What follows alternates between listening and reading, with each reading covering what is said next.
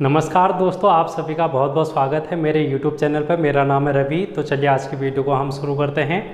और मैं लेके आया हूँ आप लोगों के लिए गणित की क्लास, यानी कि मैथमेटिक्स हम यहाँ पर सीख रहे हैं। किस एग्ज़ाम के लिए? उत्तराखंड अधिशासी अधिकारी के लिए। और इसमें 10 नंबर का क्वेश्चन आप लोगों से पूछा जाएगा। सिलेबस में मेंशन है।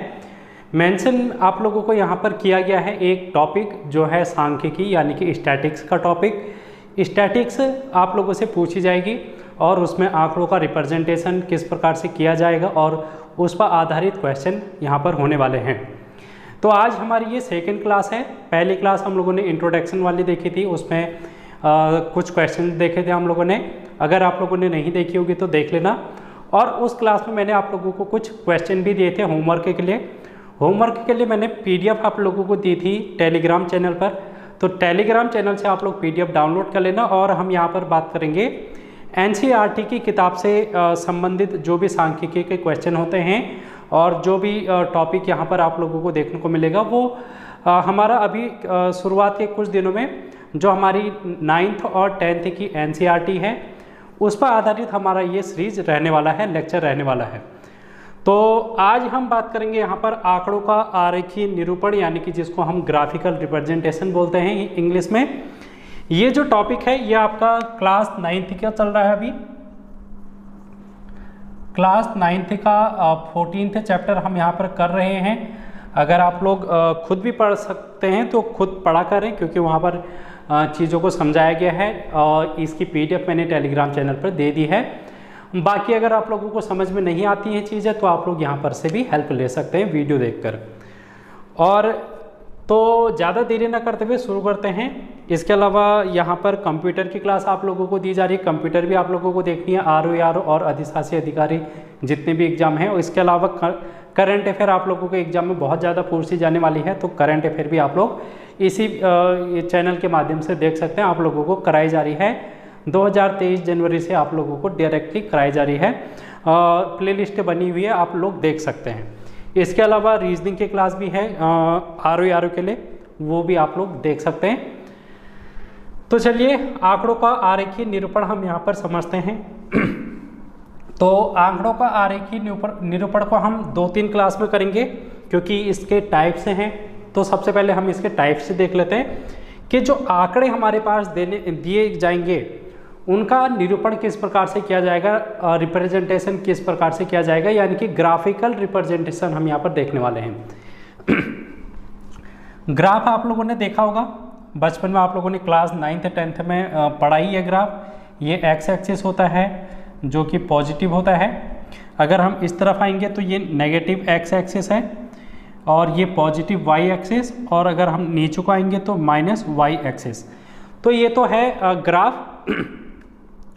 इस ग्राफ में हम लोगों को आंकड़े को दर्शाना होता है।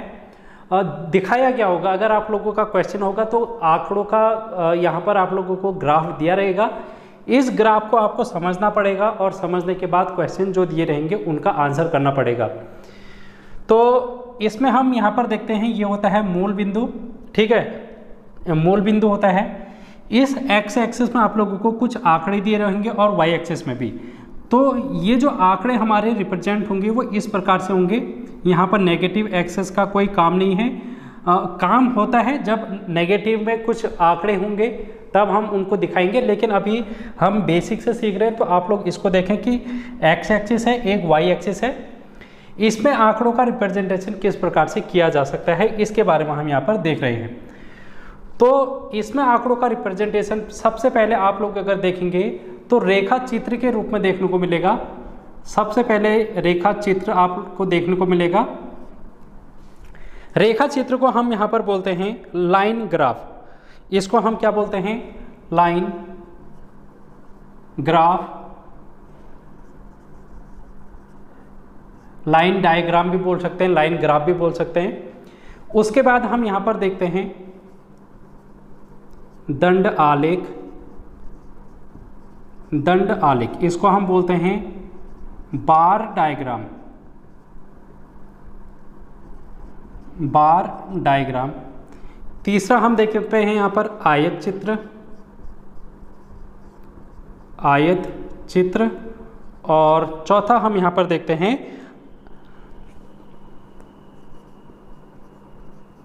बारंबारता बहुभुज। ठीक है, बारंबारता बहुभुज। तो ये इस प्रकार से हम देखते हैं आंकड़ों का आरेखीय निरूपण 4 प्रकार से हम करेंगे। हमारे पास इन 4 में से कोई भी एक ग्राफ आ सकता है क्वेश्चन में और उस पर आधारित क्वेश्चन हमारे पास हो सकते हैं। लेकिन अगर हम इस ग्राफ को नहीं समझ पाएंगे तो क्वेश्चन को कैसे समझ पाएंगे? तो सबसे पहले हमारा काम ये होना चाहिए कि हम इन आरेखों को समझें, फिर उसके बाद इस पर आधारित जो क्वेश्चन होंगे उनको हम यहाँ पर समझेंगे। सबसे पहले इस क्लास में हम बात करेंगे रेखा चित्र की और दंड आरेख की। आयत चित्र और बहुभुज की हम नेक्स्ट क्लास में डिस्कस करेंगे क्योंकि ये टॉपिक बड़े हैं। तो चलिए दंड आरेख और रेखा चित्र के बारे में यहाँ पर थोड़ा सा समझते हैं कि ये क्या होता है।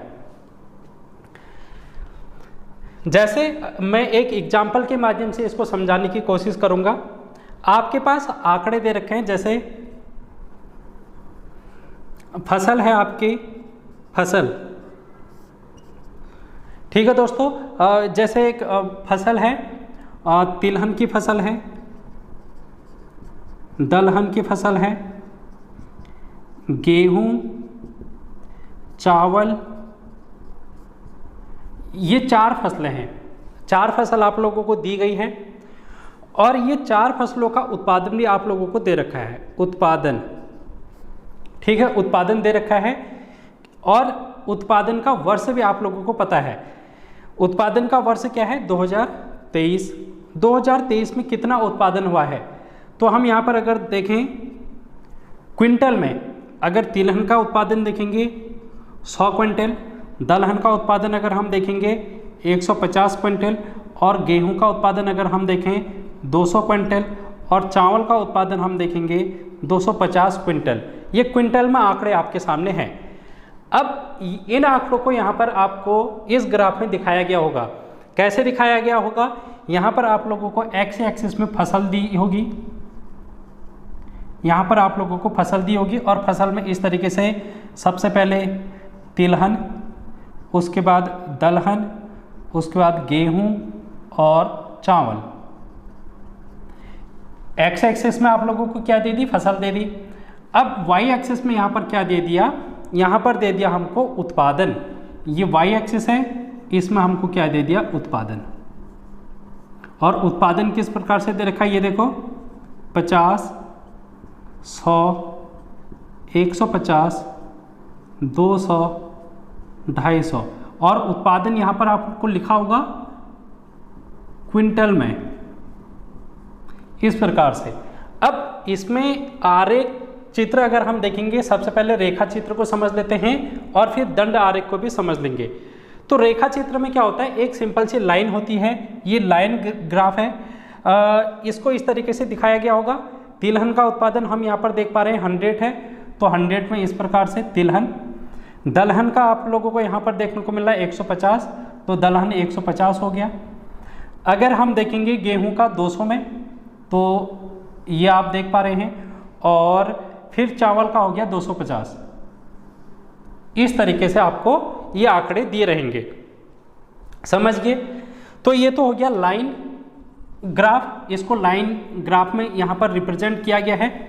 आपके सामने इस तरीके का क्वेश्चन दिया गया होगा और फिर इस पर आधारित क्वेश्चन आप लोगों से पूछे जाएंगे। ये पूछा जाएगा कि इनमें से किस फसल का उत्पादन सर्वाधिक है, सबसे कम उत्पादन किसका है, इस ग्राफ को देखकर बताएं। अगर आप लोगों को ये ग्राफ समझ में आता है तो आप यहाँ पर कहेंगे कि जो चावल है इसका उत्पादन अधिक है, क्योंकि हमको यहाँ पर इसका जो ग्राफ है वो 250 तक देखने को मिल रहा है। हम इस ग्राफ के आधार पर ही बता सकते हैं कि चावल का उत्पादन यहाँ पर 250 क्विंटल है, क्योंकि यहाँ पर क्विंटल में दे रखा है।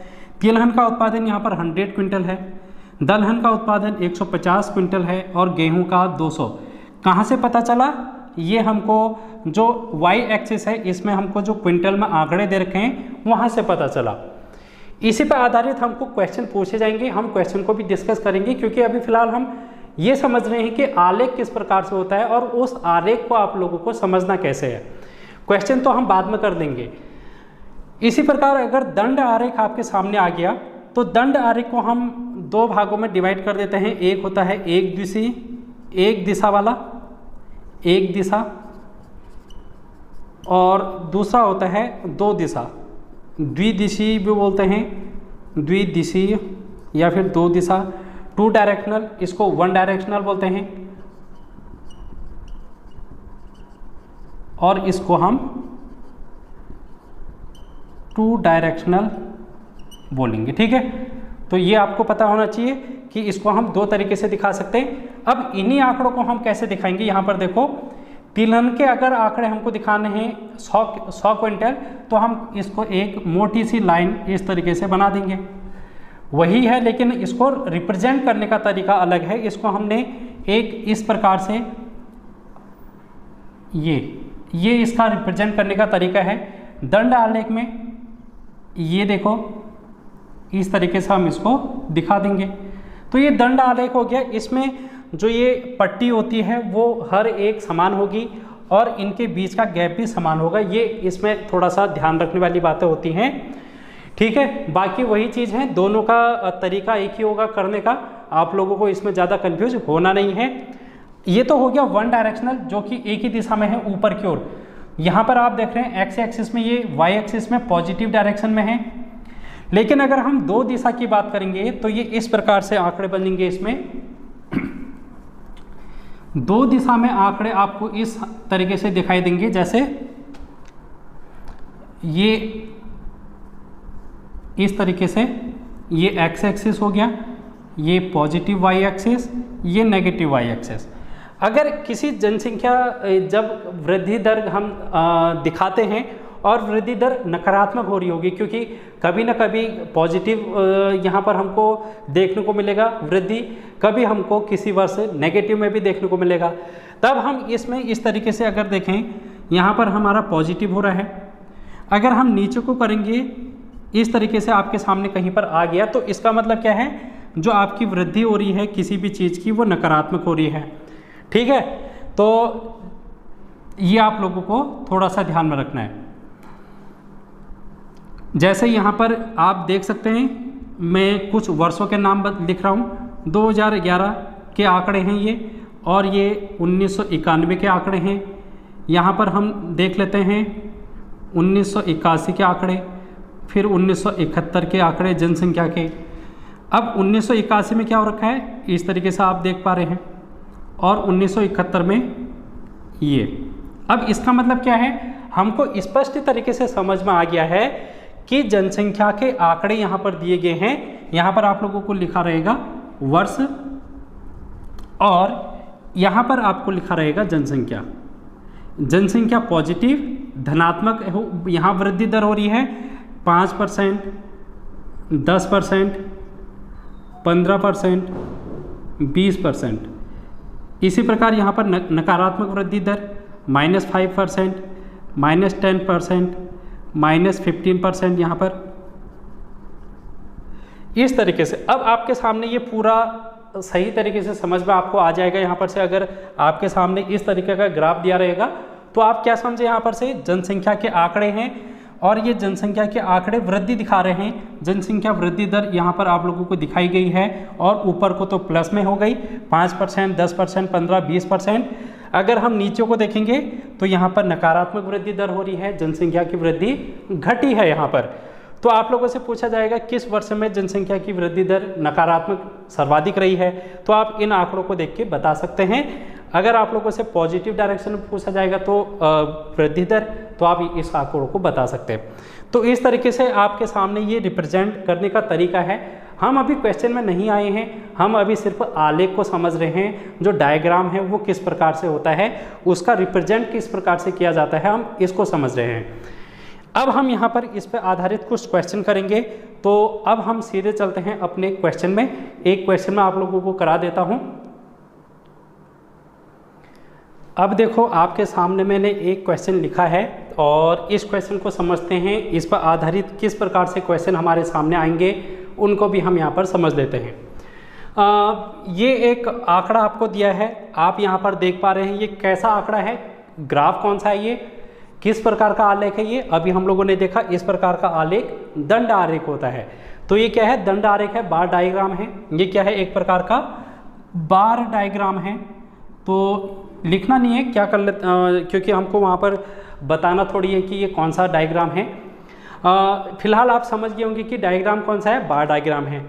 इसमें क्या किया गया है, इसको पहले से आपको यहाँ पर निर्देश दिए रहेंगे, इसमें आपको निर्देश दिए रहेंगे और निर्देश ये हैं कि ये क्लास 10th के स्टूडेंट हैं, क्लास 10th के स्टूडेंट यानी कि विद्यार्थियों की संख्या है। इसमें आप लोगों को ये दिया गया है कि इनका जन्म माह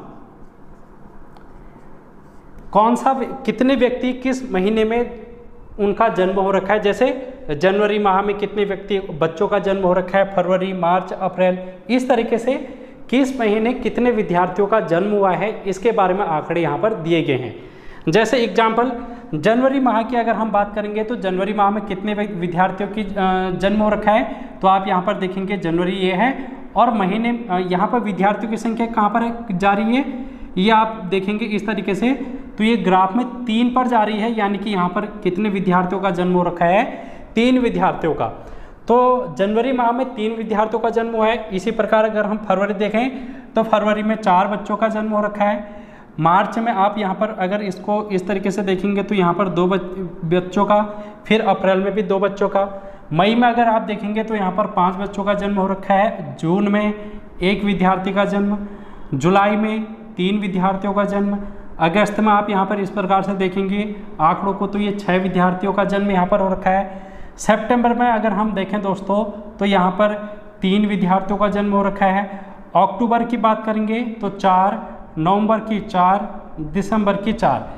तो ये हमने आंकड़ों के ऊपर लिख दिया है, इससे हमारी ये सहूलियत हो जाएगी कि हम आसानी से इसको कर दे जाएंगे जब हमारे पास क्वेश्चन होगा। हमको उस समय ये नहीं देखना पड़ेगा अक्टूबर में कितने विद्यार्थी हैं, हमने एक ही बार में लिख लिया। अब आप लोगों से ये पूछा जा सकता है पहला क्वेश्चन क्या है, किस महीने में सर्वाधिक बच्चों का जन्म हो रखा है। तो सर्वाधिक बच्चों का जन्म और इसका माह आप लोगों से पूछा जाएगा, तो आप इस आंकड़े को देख के आसानी से बता सकते हैं। जिसका डायग्राम सबसे ऊपर उसमें सबसे ज़्यादा, तो यहाँ पर आप देख पा रहे हैं अगस्त माह है, अगस्त में 6 बच्चों का, तो हम यहाँ पर लिख देंगे आंसर में अगस्त, और अगस्त में 6 विद्यार्थियों का जन्म यहाँ पर हो रखा है। अगर आप लोगों से पूछ लिया कि न्यूनतम, तो यहाँ पर सेकंड क्वेश्चन, न्यूनतम विद्यार्थियों का जन्म किस माह में हुआ है। मैं क्वेश्चन फिर से रिपीट कर दे रहा हूँ, न्यूनतम बच्चों का जन्म किस माह में हुआ है। तो न्यूनतम बच्चे कहाँ पर दिखाई दे रहे हैं, आरेख को देख के ही समझ में आ जाएगा, आपको आंकड़ों पर भी जाने की ज़रूरत नहीं है, क्योंकि हम चित्रों को ज़्यादा आसानी से देख पाते हैं, समझ पाते हैं। जब हमारे सामने इसका जो ऊंचाई है वो सबसे कम है, तो हम आसानी से कह सकते हैं कि जून माह में सबसे कम बच्चों का जन्म हो रखा है। तो यहाँ पर हमारा आंसर आ जाएगा जून। अब ये तो था यहाँ पर 1 बच्चों का जन्म, यहाँ पर ये था कि सर्वाधिक और न्यूनतम पूछता है, ये तो आसानी से हर कोई कर लेगा। लेकिन अब थोड़ा सा हम इसको ट्विस्ट यहाँ पर लाएंगे और देखेंगे क्वेश्चन का थोड़ा सा घुमाकर। क्वेश्चन आप लोगों से ये कह रहा है, अब क्वेश्चन आप लोगों से ये कह रहा है, तीसरा क्वेश्चन, फरवरी माह और अक्टूबर, नवंबर और दिसंबर, ये 4 महीनों के नाम आप लोगों को दे रखे हैं। इसमें यहाँ पर आप क्वेश्चन में लिख ही देता हूँ, फरवरी, अक्टूबर, नवंबर, दिसंबर माह में जन्मे विद्यार्थियों का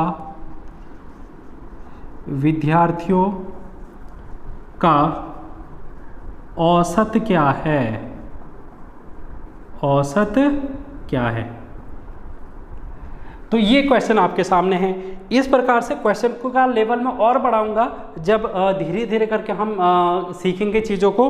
फिलहाल हम बेसिक से समझ रहे हैं, तो ये बेसिक सा ही क्वेश्चन है। इसमें आप लोगों से ये पूछा जा रहा है, फरवरी, अक्टूबर, नवंबर, दिसंबर माह में जन्मे विद्यार्थियों का औसत क्या है।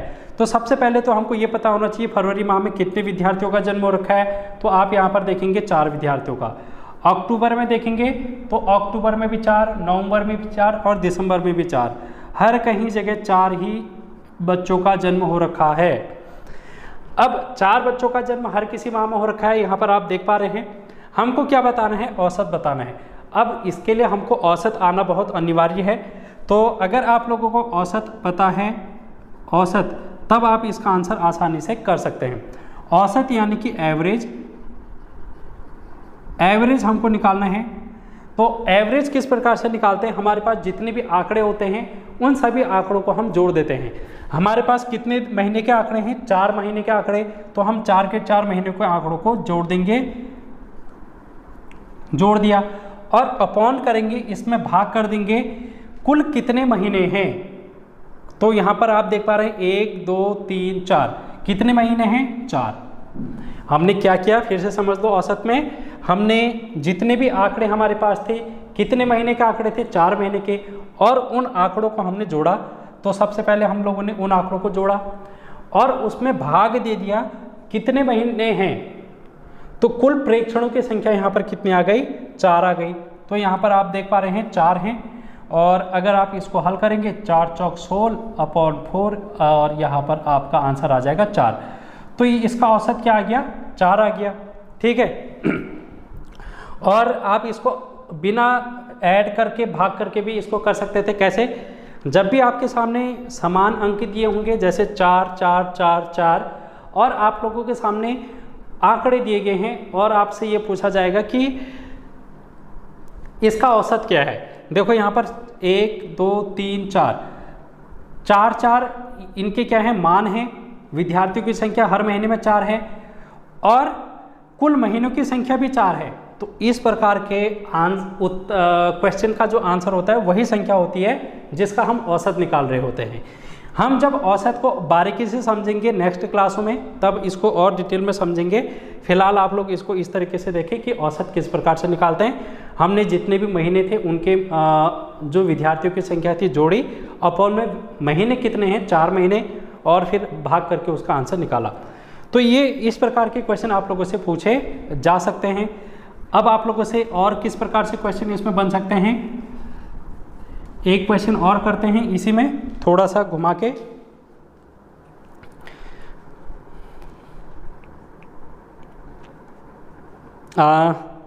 औसत पर ही आधारित मैं यहाँ पर आप लोगों से क्वेश्चन पूछ लेता हूँ। चलो एक क्वेश्चन और देख लेते हैं। चौथा क्वेश्चन है,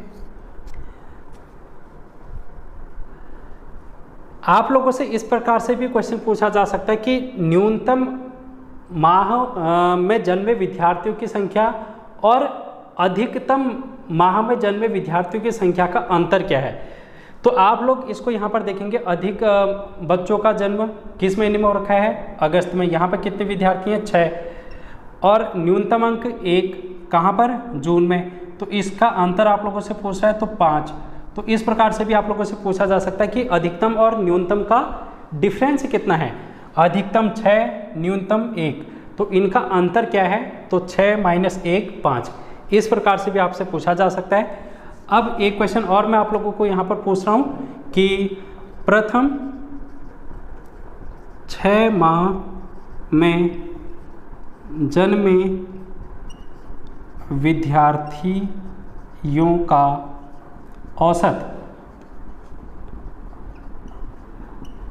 अंतिम 6 माह में जन्मे विद्यार्थियों के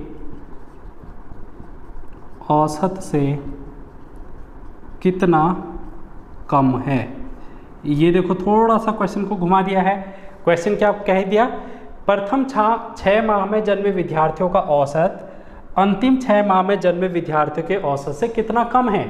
तो हमको पहले 6 महीने का औसत निकालना है और फिर अंतिम 6 महीने का औसत निकालना है, और ये देखना है कि वो औसत कितना कम है।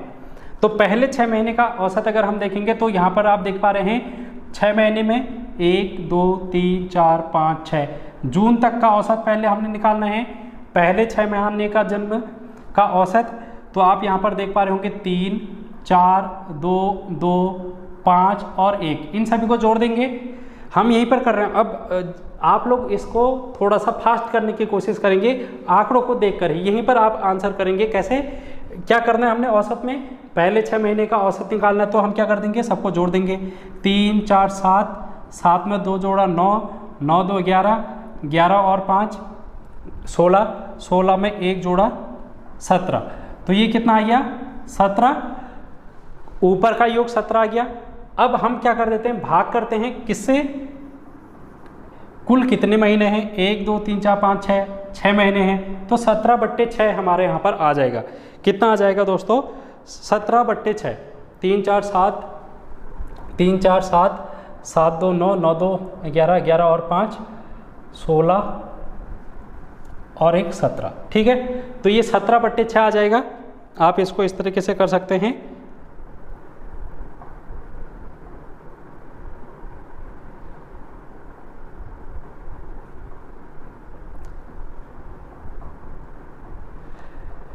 अब यहाँ पर आप देखेंगे जुलाई अगस्त सितंबर अक्टूबर नवंबर, अंतिम 6 माह का औसत अब हम निकालते हैं।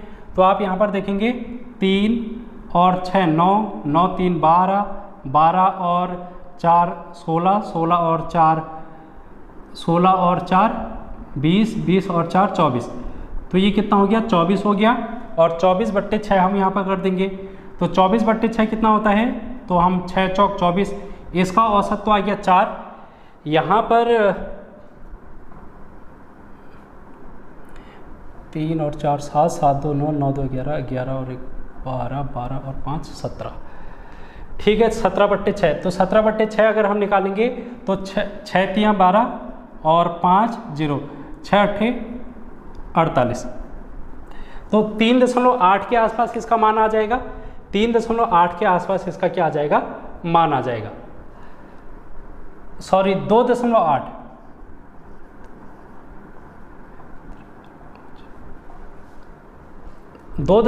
इसका मान आ जाएगा औसत। पहले के 6 महीने का औसत आ गया 2.8 और अंतिम 6 माह का औसत आ गया 4। अब हमको क्या बताना है, कितना कम है, तो 4 माइनस 2.8 कर देंगे तो ये 1.2 आ जाएगा। तो इस तरीके से हम कर सकते हैं इसको आसानी से।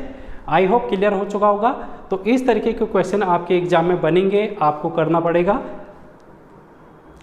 तो आज की वीडियो को हम यहीं पर समाप्त करते हैं, क्योंकि हमने यहाँ पर देखा क्वेश्चन किस प्रकार से आपसे पुटअप हो सकते हैं। एक क्वेश्चन मैं आप लोगों को टेलीग्राम चैनल पर दे दूंगा। आप लोग टेलीग्राम चैनल पर देना क्या है, आप क्या करेंगे, जो PDF मैंने आप लोगों को भेज रखी है होमवर्क के लिए, जो PDF मैंने भेजी है उसमें 14.3 एक्सरसाइज आप करेंगे। 14.3 एक्सरसाइज करेंगे, वहाँ पर इस टाइप के क्वेश्चन आपको देखने को मिलेंगे। आई होप आप लोग करेंगे, ज्वाइन करेंगे, वहाँ पर से जो चीज़ें समझ में नहीं आएंगी वहाँ पर से आप पूछेंगे। तो आज की वीडियो में इतना ही बात करते हैं। Thank you so much.